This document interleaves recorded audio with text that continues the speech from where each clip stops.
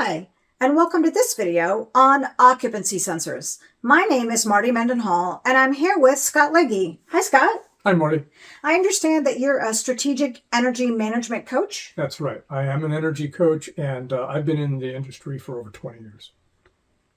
So, Scott, do occupancy sensors actually save energy? They can be a very useful tool to save energy because the best way to save energy is to be able to turn your equipment off when it's not in use. Occupancy sensors give us the ability to turn off your lights, for example, when there's no one in the space without having to change schedules and without a complicated lighting control system. Oh, that's really interesting. So let's say we want to install occupancy sensors in a building. What do we need to know? Well, first thing you need to know is what is the space being used for? Whether it's a conference room or just office space or something different. You want to take into account the location of your sensor. Ideally, you should always have a line of sight between the occupant and the sensor. And you also want to take into account the technology being used in that sensor, whether it's an infrared or an ultrasonic or a combination of both. So you just mentioned two different types of occupancy sensors. Would you tell us more about them? Sure. So the infrared is the less expensive of the two technologies. It's very common.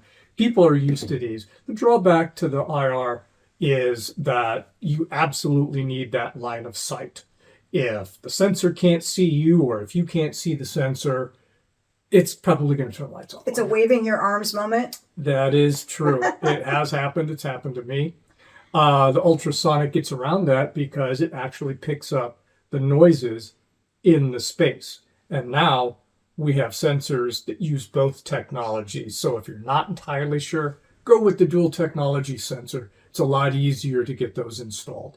Once again, location, you always want to have that in the center of the space if possible, and make sure that you have the range available. You may need more sensors if it's a very, very large space.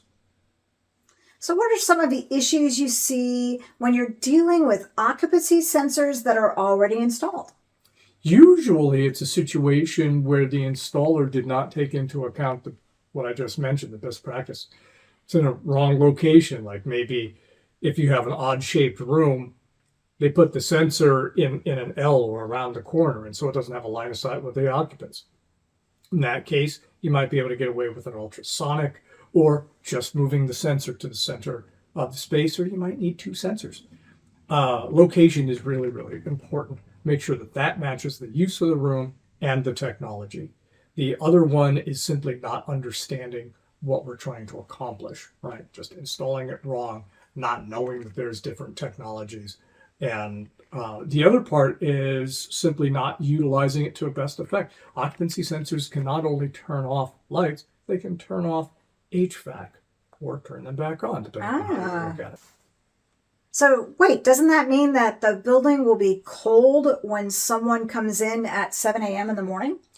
That is an issue that you can run into, but that can be mitigated a couple of different ways. One, if you have an existing building automation system, you can tie those occupancy sensors into that system, and you can use custom programming to make sure that your morning warm-up or morning cool-down routine overrides the occupancy sensor, brings everything up to temp for maybe an hour in the morning, and then it will divert back to the occupancy sensor taking control. And that's a good way to do it. If you don't have a BAS, if you don't have any other kind of controls in there, there are electronic timers and relays that you can do to mimic that operation. So once again, the installer just has to think outside the box a little bit.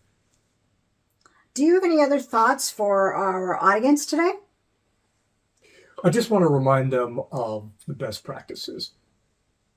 Think about what the space is being used for. Mount the sensors in the appropriate location so that it's close to the occupants. Making sure that you have good coverage and picking the right sensor technology. When in doubt, use dual technology. Well, thank you so much, Scott, for sharing your expertise today on occupancy sensors. Well, thank you, Marty. I'm glad to be here.